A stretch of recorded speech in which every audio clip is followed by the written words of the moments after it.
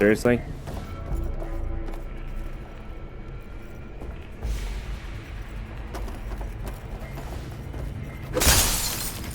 Did I go the wrong way?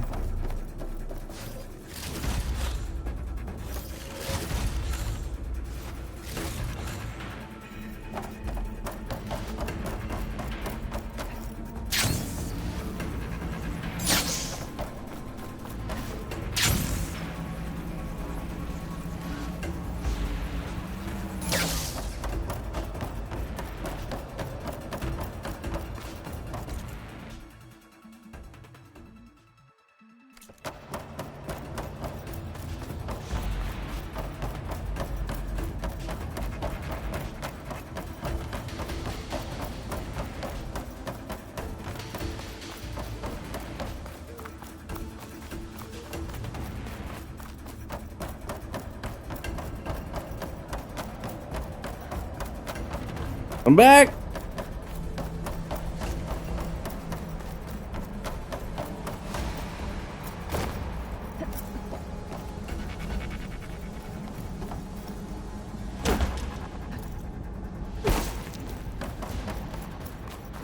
Aloy, the bike, the core is stable. Hephaestus is 100% contained. Now we better get started with the merge. It's all set up. Gaia, establish the link, please. Done.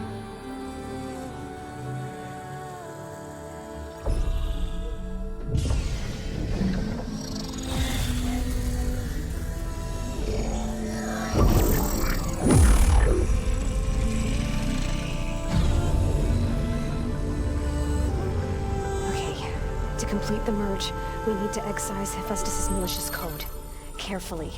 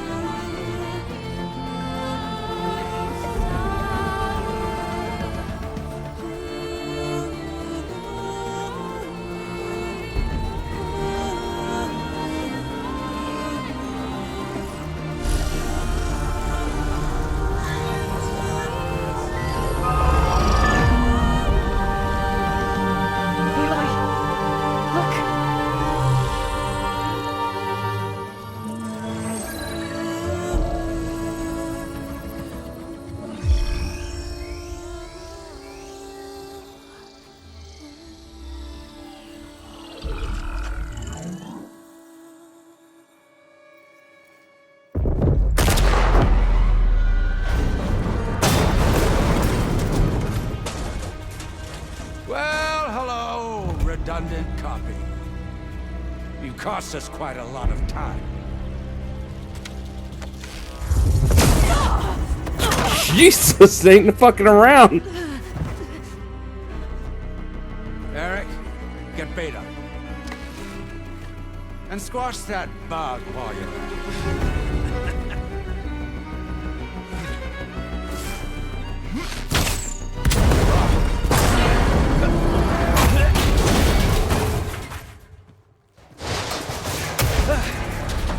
Ooh!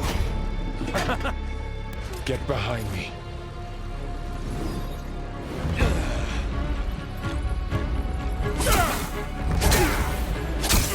Come on!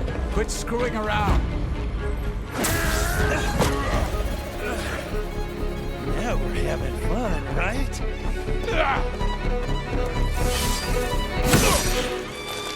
Oh!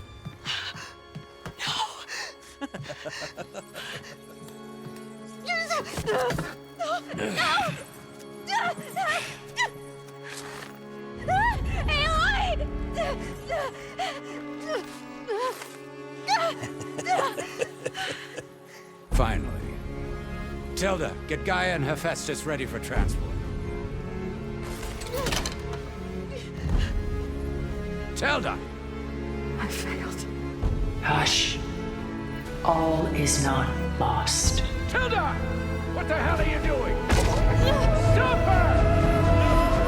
I can't even see her!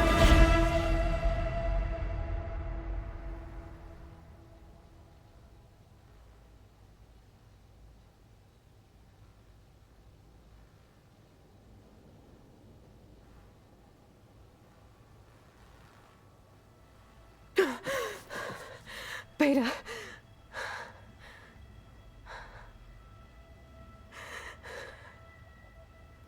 Varl.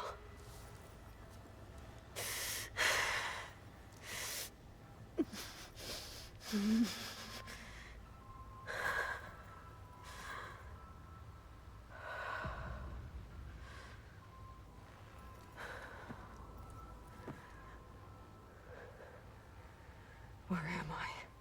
Ah, you're awake. You took quite a hit when Gerard attacked you. I imagine you must still be in a great deal of pain. I can assure you that we are safe. The others can't detect us here. You mean the other Zeniths? You must be Tilda. I wasn't sure if Beta would have told you about me. Where is she? Alive. And while she isn't where she wants to be, not in urgent danger. We must discuss how to get her back, of course, after you've shaken off the cobwebs. When you're ready, take the stairs down the hall and come see me. In the meantime, I'll make breakfast. Breakfast. Okay. Everything's better with some pancakes. Maybe some sausage.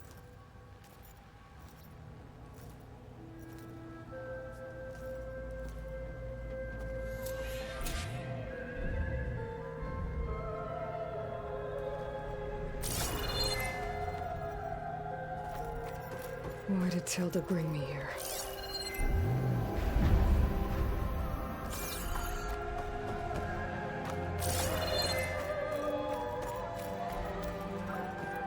What was all this for? Some kind of survival bunker?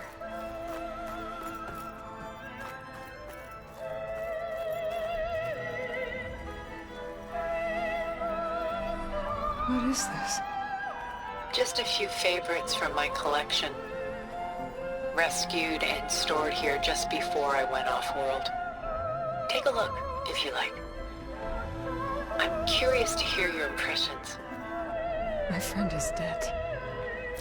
Beta and Gaia are gone, and you want me to look at old paintings? Don't be so quick to dismiss the comfort we can find in art, or the insight we might gain.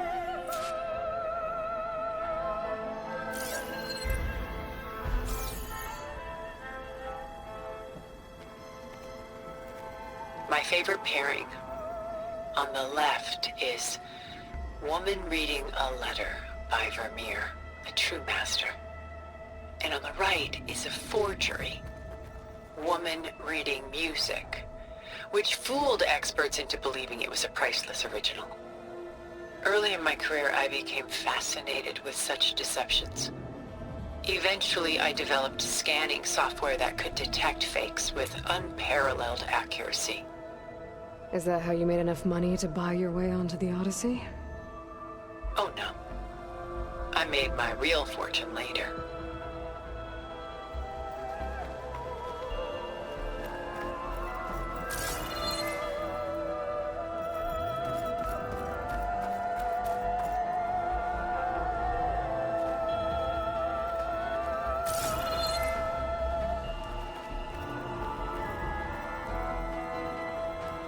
Selene and Endymion. She's the goddess of the moon, whereas he's a simple shepherd. Beside her is the god of love, Cupid. So she's sneaking up on him? More like visiting him in secret. The torch that Cupid bears represents Selene's undying infatuation with him. Though the two must remain apart, her love will forever burn. And why can't Selene and Endymion be together? Selene took a vow of chastity, promising to never take a lover. So when she fell in love with Endymion, she could only visit him at night while he slept. But then wouldn't she be breaking that vow? Think of it as a forbidden love. Though circumstance keeps them apart, still they find a way to come together, however briefly. Aren't Selene and Endymion cold? Perhaps we should move on to another piece. Shall we move on? Why do you keep the forgery? I've always enjoyed studying the two side by side. Both painters capture light, color, and perspective. But what makes one a masterpiece and the other simply an imitation? The forgery looks... sharper? Good eye. The details are crisp. The contrast bold. It tells us more, and yet we feel less. What's in the letter? Who can say? What does the painting tell you? She's... concerned? Whatever's written in the letter troubles her. A burden she can't put down. Fascinating. Why go through so much effort to make a fake masterpiece?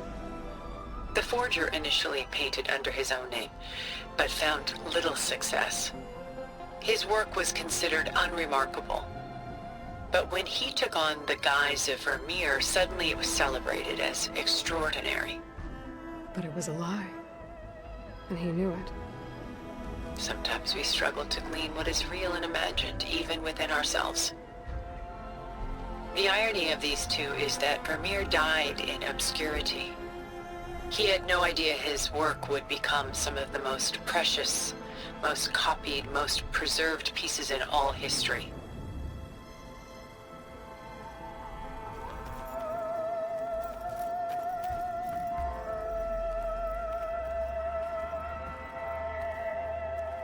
This is Rembrandt painting Jeremiah, a man in mourning.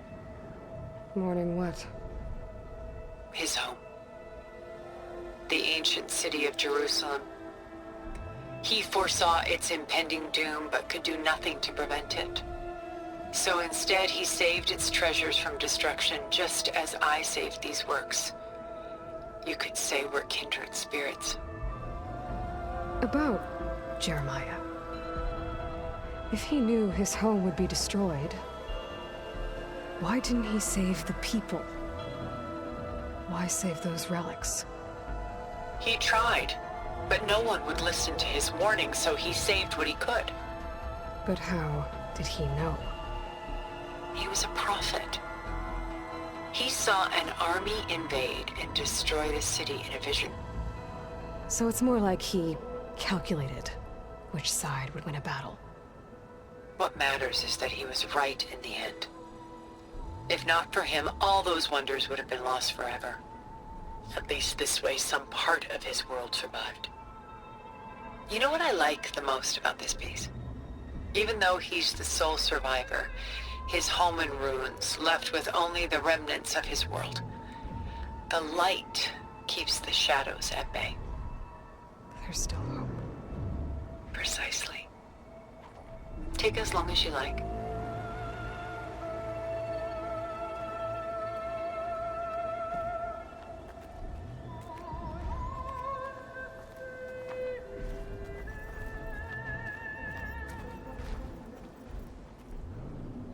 A portrait of the painter, Rembrandt's son Titus, depicted in the habit of a monk. I don't get it. Why would someone like you, with infinite resources, care about this painting of a boy in a hood? It's not the image itself, but the feeling it conveys. The face is bright and defined, but his eyes are downcast, heavy with misfortune. And the background seems to swallow all light. The painting is infused with a sense of loss. I guess I understand how the painter feels. Works of art such as these can often cause us to look inwards at our own lives. I'm sorry about your friend. Had I been able to intervene, I would have. But the risk of losing you as well was too great. Everything went by in a blur. I couldn't get to him. You know, long before holograms and focus recordings, people relied on art to memorialize their loved ones. Because of works like this painting, their lives are immortalized. Rembrandt had 4 children by his wife. All but Titus died shortly after she gave birth to them. She passed not long after that. Titus became the only family Rembrandt had. Which is why he painted him this way. Indeed. Then tragedy struck again. Disease claimed Titus at 26. It's almost as if Rembrandt painted the future, closing in on him. Rembrandt actually painted several portraits of Titus, but this one has always been my favorite. It's honest. What do you mean? In others, Titus was portrayed in brighter, livelier states, but here, Rembrandt allows himself to express his true feelings. Sorrow, fear, hope, love. Laid bare on canvas for all time. I see this one resonates deeply with you.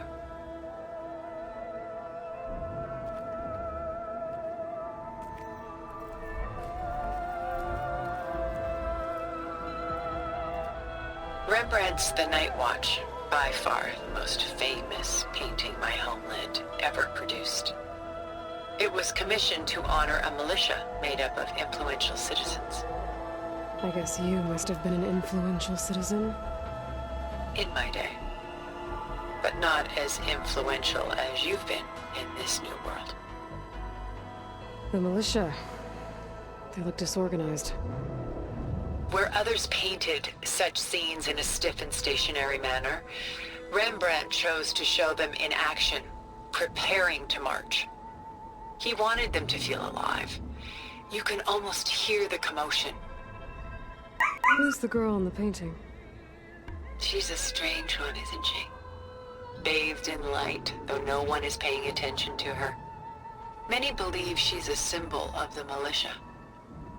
A physical manifestation of their spirit, if you will. But she's not real? What's real in a painting? She's meant to represent the militia's virtue and victory. But I like to think they underestimate her. She looks as if she's seen something. What does she know? What secrets does she keep? There's so much detail to take in, isn't there?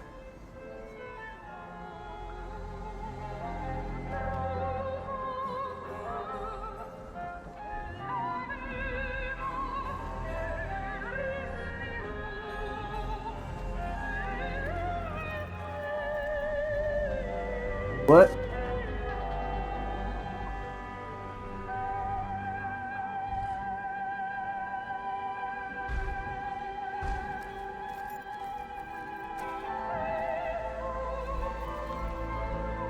You gotta be rich.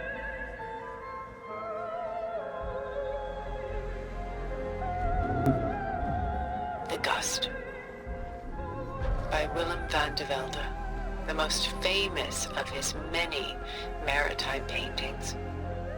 A ship crossing into the unknown. I guess you're familiar with that. Indeed, which is why I appreciate this composition in particular. Though waves and wind threaten to destroy the ship, it perseveres, clinging to the light even as darkness closes in all around it. Where is the ship going? To a faraway land, most likely. My ancestors used ships like these to explore the world, sometimes at great cost. What were they looking for?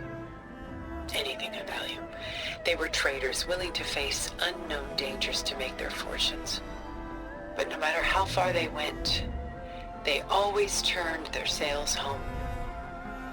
So this Van de Velde only painted ships? It was his specialty. Following in the footsteps of his father, Willem the Elder. The two had quite a journey of their own, taking them all the way to the court of a foreign kingdom. Did they ever come home? No, but eventually their lives worked it. Take your time.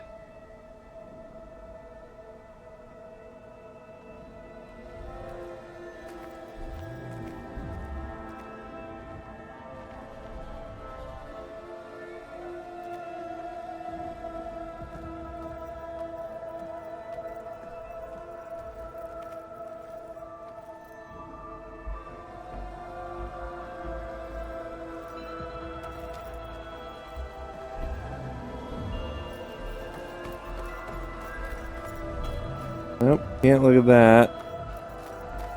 Or those, I'm guessing. What about this over here? She's pulling out her own hair. Madness out of grief.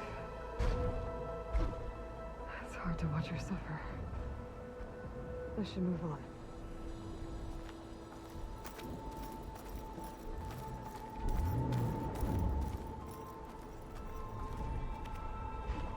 A lot of weight on his shoulders.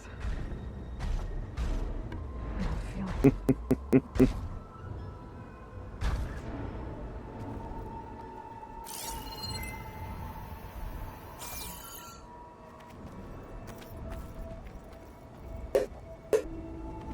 Stunning, isn't it? Paintings weren't the only masterpieces of my people's golden age. This is Von Vianen's lidded ewer, molded from a single sheet of silver. What was it for? How like Elizabeth you are. Function over form. Its practical purpose was less important than its meaning. Von Vianen created it in honor of his late brother, who himself was a famous silversmith. A memorial. Yes. Such beauty from sorrow. If this ewer was a memorial, how did you end up with it? As the Pharaoh swarm closed in, my homeland's greatest museum gave it to me, along with many other works, in the hope that I could preserve them. A masterpiece like this was too important to lose to history. I even considered bringing it with me off-world to ensure its safety. Why didn't you? I took a calculated risk. This vault seemed more secure than the unknowns of space. Besides, I thought someday I might return. A long life, after all, has its advantages. Now, lo and behold, here I am. Exquisite, isn't it?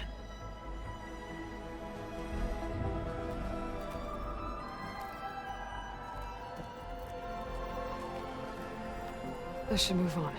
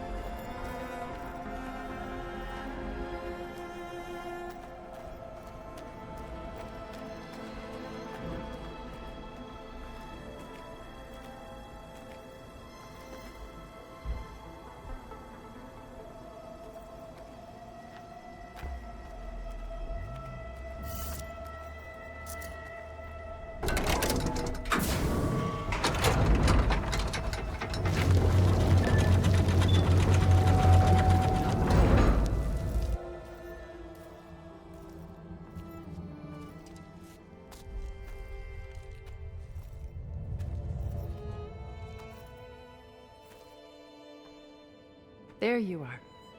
Feeling better? How did you find us? At the cauldron? And what did you do to everyone right before I passed out? All business, I see. Well, suffice it to say we were keeping a very close eye on Hephaestus, knowing we would need it at some point. Your ruse didn't fool us, and as for my little trick, it was an overload of the senses, accompanied by an energy discharge. Gerard and Eric were only momentarily disoriented due to their shields, but it It rendered you unconscious while I got you out. Perhaps some breakfast might steady you a bit?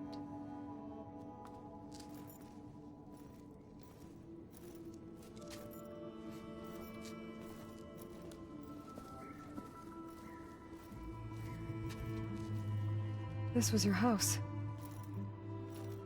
The one you recreated for Beta, in the data channel you shared. How perceptive of you. Please, this way. After everything your people have done, you think I'm just gonna sit down and have a chat with you? They're not my people. They never were, and especially not now. You shot off into space with them, and lived with them for 1,000 years before coming back. So what made you suddenly turn on them? Quite simply, this. I held focus. You repaired it? But that means you've seen. Incredible things. What you've accomplished in 2 decades of life.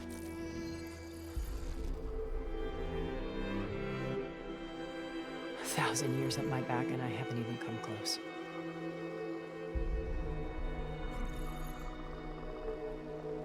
I'm sorry if I invaded your privacy, but I had to. In order to understand. To be enlightened. You truly are Elizabeth's blood. With her drive, her sense of mission, her integrity. Watching all this shamed me for the company that I've kept. Having seen it, all I want is to help you. Even if it means stopping your friends? Especially so. Please, sit down.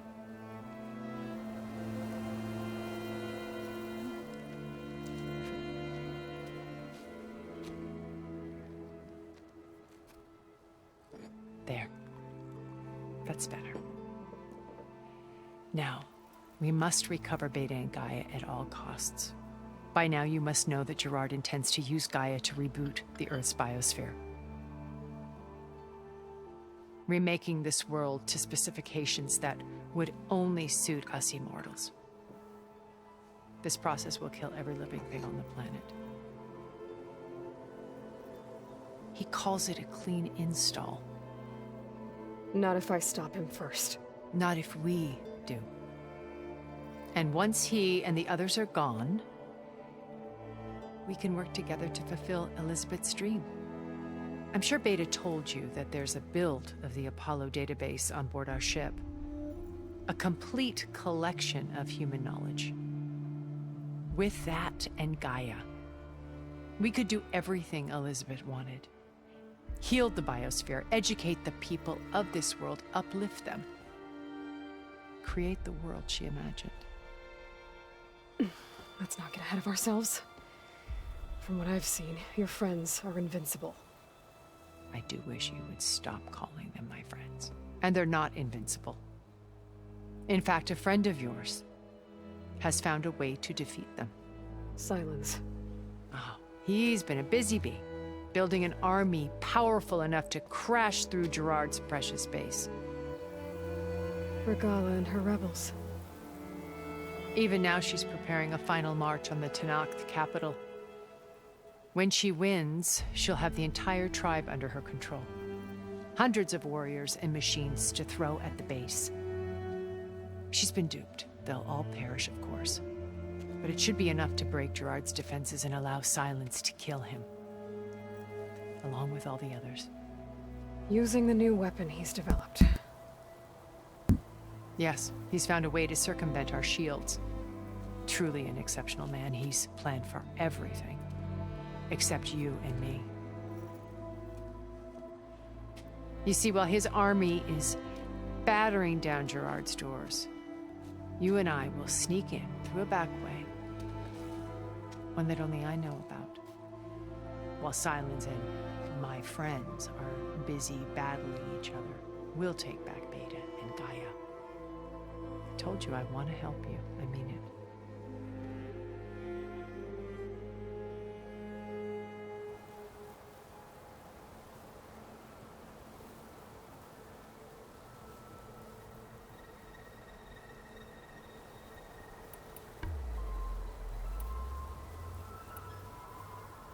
Beta told me your colony was destroyed. That you came back to Earth because you had nowhere else to go. It's true. After we reached our destination, a planet in the Sirius star system, we spent decades building a new home. The physical constraints of Earth, the boundaries of mortality, gone. To think of what we could have done with it. It might have been a utopia. Instead, we stagnated, absorbed in effortless comforts and virtual realities. It took a cataclysm to finally yank us out of our stupor. What happened? A massive geological event. We knew of instabilities in the planet core, but we underestimated them. By the time the collapse was upon us, it was too late to stop it. Only a few of us made it to the ship in time. We set course for Earth, the only safe harbor left to us. Which you decided to make unsafe for anyone else. Not me. Gerard. He believes it's better to wipe the canvas clean than work around the smudges. No more primitive tribes, no more combat machines, only a blank slate to do with as he pleases. But we will stop him. All we have to do is get into that base.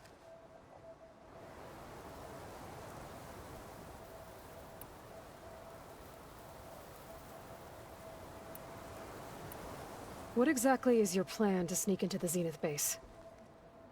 We will make use of a lesson I learned from an early age. Always know your exits.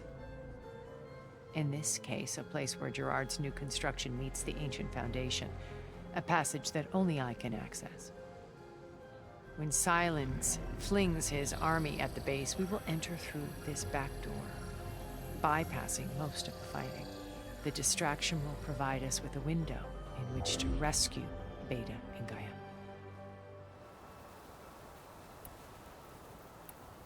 You said Beta is not in urgent danger, so what are the Zeniths doing to her? Putting her to work. Merging Hephaestus with Gaia. A difficult, time-consuming task, as I'm sure you know. They will compel her if need be. But her life is not in danger. She's the only one who can do it. Because you people made her to be nothing but a tool. Gerard's idea, not mine. They always viewed me with suspicion when I attempted any form of kindness towards her. That's why I created the data channel. A virtual place where we could speak in peace.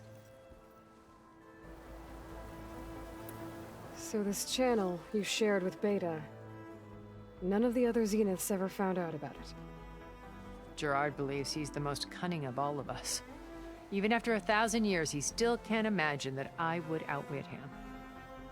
The channel allowed me to interact with Beta away from their mistrustful eyes. It offered us a chance to be ourselves. Until you cut off all contact. Yes, though it pained me. I was worried that our meetings would do her more harm than good. Well, she felt like you tossed her aside. I was afraid the others would find out and punish her. She may not have had the comforts of friendship anymore, but at least I ensured she was safe. I know it seems harsh, but you must believe that her well-being has always been paramount to me.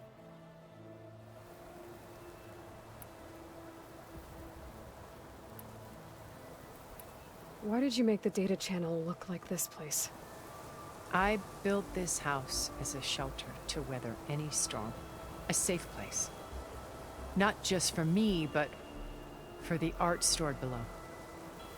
Cultural artifacts of incalculable value. Truly some of the greatest achievements of human civilization. And you wanted Beta to see them? Yes. Her upbringing was so cold and technical. I thought if she could experience Vermeer and Rembrandt, it would bring something else into her life. A heritage every bit as valuable as the scientific and technical data being drummed into her. I'm sorry I had to cut off contact, but I'll never regret sharing this house with her. She needed its shelter even more than I did.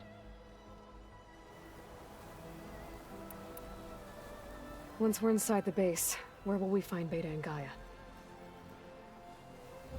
Here in the command center, By then, Gaia will have been reunited with all of its subordinate functions, including Hephaestus. What about the alpha build of Apollo on your ship?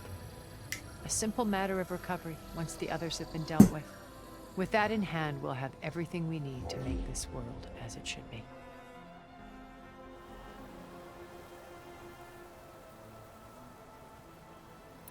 How do you know about Silence's plan? He isn't the only one adept at spyware. You hacked his focus? No, he's too careful for that. But his subordinates? Not so much. He gave additional focuses to the tribals he branded the Sons of Prometheus. The ones working with Regala. By tapping their focuses, I learned about most of his dealings. The distribution of override technology, the arming of Tanakh rebels, and the secret pact with Regala to attack Gerard's base. But how did he come up with a weapon that can take down your shields?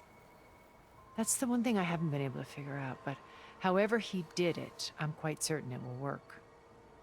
With it and the Tanakh army, victory seems to be within his grasp. Such a shame he'll be disappointed.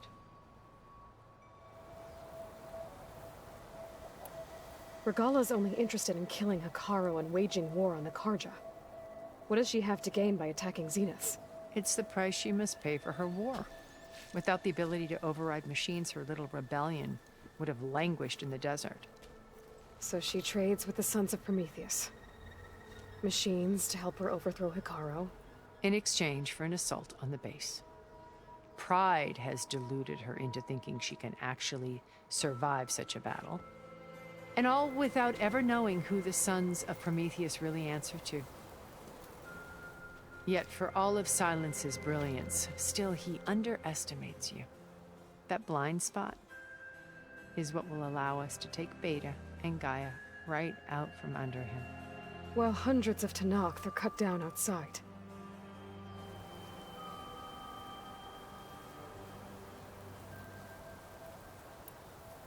My old focus. How did you find it, let alone repair it? When we encountered you at the Hades Proving Lab, Gerard saw you as a redundancy. I knew better. You were a revelation. After your dramatic escape, bravo, by the way. Gerard and Eric assumed you were dead and gave up the hunt. I wasn't so sure. When the others were busy, I returned to the lab and searched for any trace of you. That's when I found this little treasure. Not easy to repair, but certainly worth the effort. As I watched your life unfold, you were like a splash of color on a worn canvas. What Liz was, and more. Did you show it to the others? Of course not. It was your actions that inspired me to defy them. It's worth noting that if I hadn't found it and watched its contents, I wouldn't have known to save you at the cauldron. You'd be dead. So I should be grateful? If you like.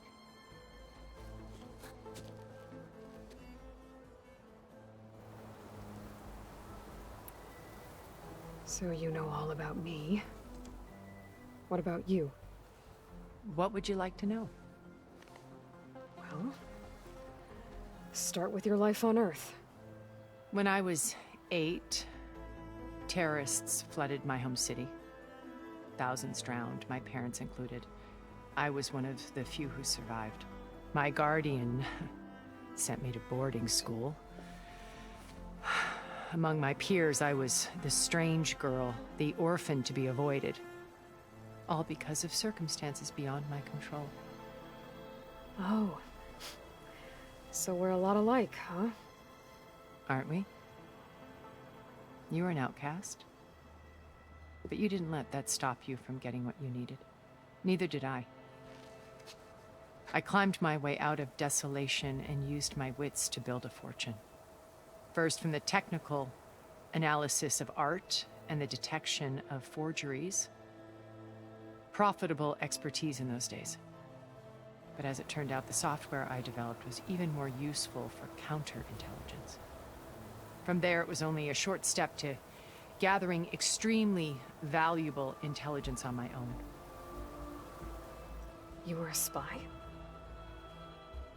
More like a service one could turn to for information. I had to remain anonymous, of course, to protect my privacy. But despite that anonymity, Far Zenith inevitably sought me out.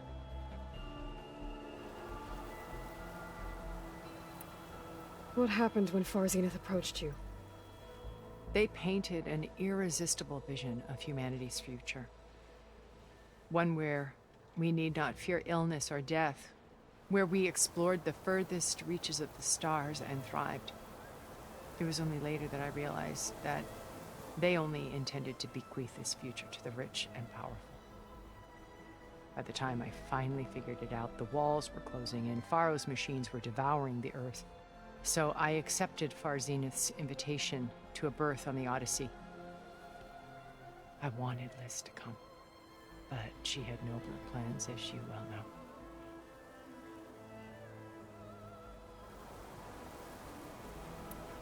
So you didn't know the other Zeniths were monsters until it was too late?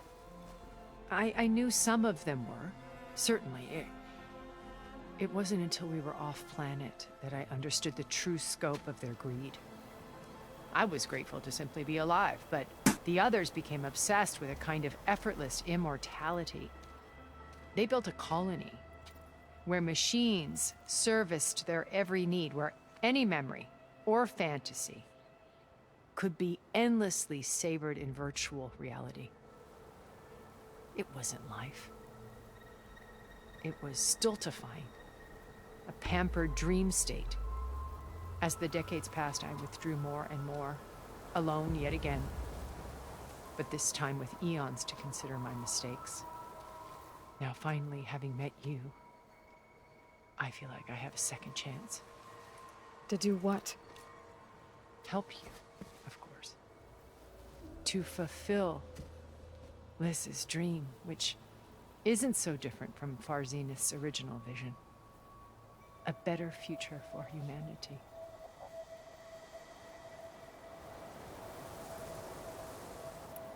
So you knew Elizabeth. What was she like? Liz was everything she was. I see in you. And more. Your ingenuity, your determination, your moral compass. You've managed to distill her greatest qualities and make them your own. I'm not asking about me. Tell me about Elizabeth. What was she really like? The honest answer is that I don't actually know. For all the time that I spent with her, she always kept a part of herself locked away. It was like that from the moment we met. So when you met Elizabeth, she was what? Distant? Aloof? Not aloof. Not exactly. It was a summit in Paris about machine learning.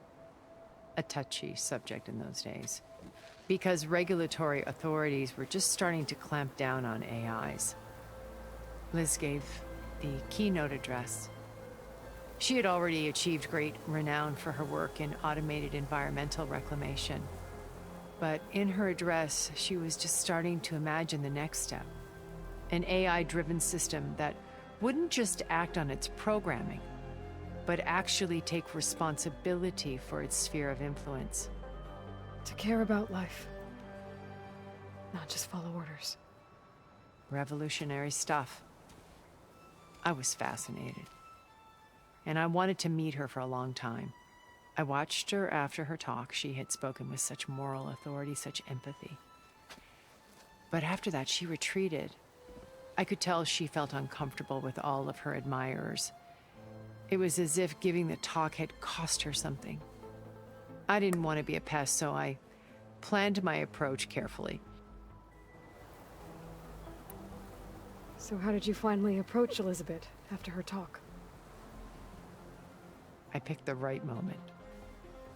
The morning of the next day, right as she came back to the conference, she had just had her coffee. She was fresh, rested. It was like she had braced herself for the onslaught of colleagues. I asked if I could walk with her. then put forth a question about her talk that I thought was intelligent. Her answer made me realize it wasn't, but she was very welcoming. Almost as if we were previously acquainted. It was only halfway through the conversation that I realized she knew exactly who I was. It was quite a shock to me. My business was trafficking in secrets, and I took great pains to protect my anonymity. So that was Liz, perpetually one step ahead. I came to view our meeting as a metaphor for our friendship. She always seemed to know me far better than I knew her. I guess I know the feeling.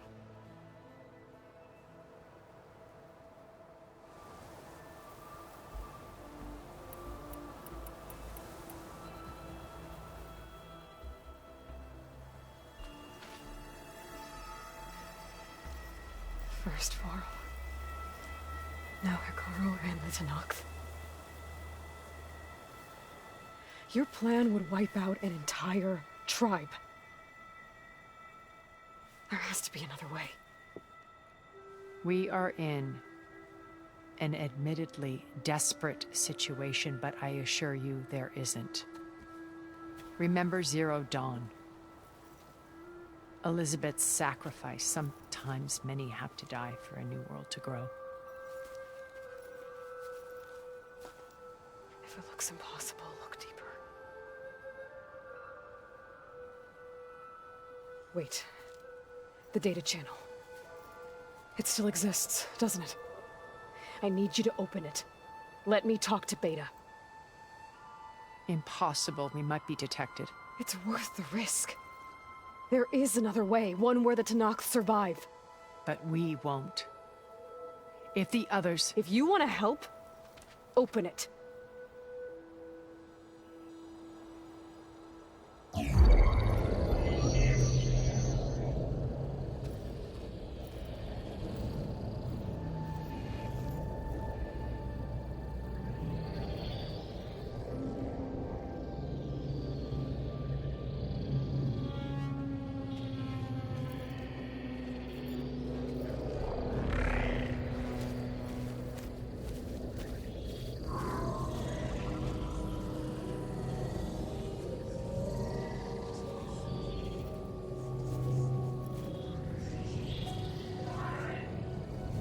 What are they doing to her?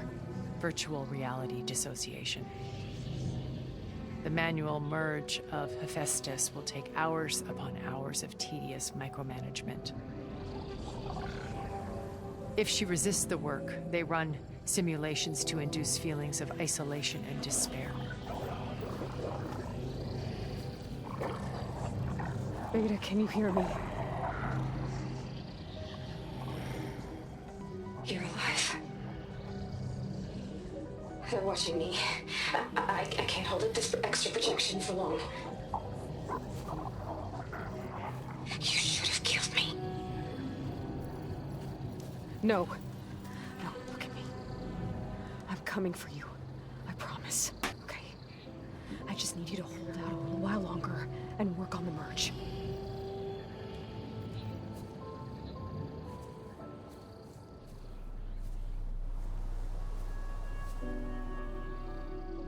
Then I think it can be done.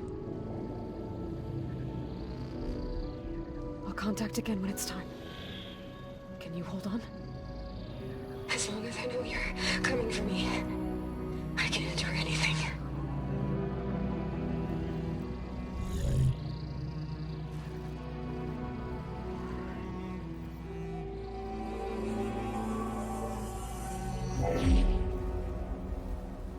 All right.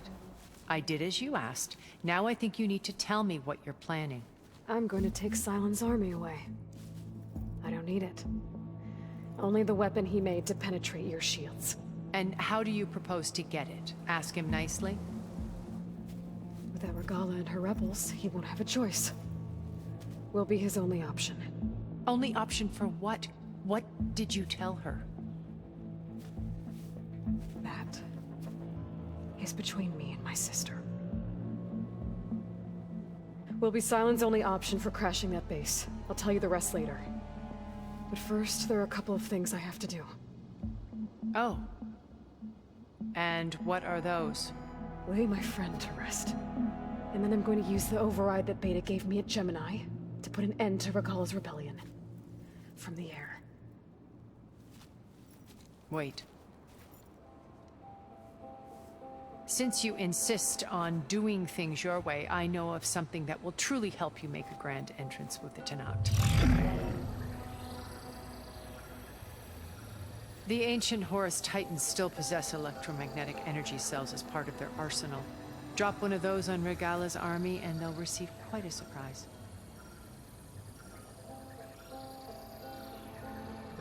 So go, do what you must. I'll come to your base if you manage to bring silence to the table. Not if. When.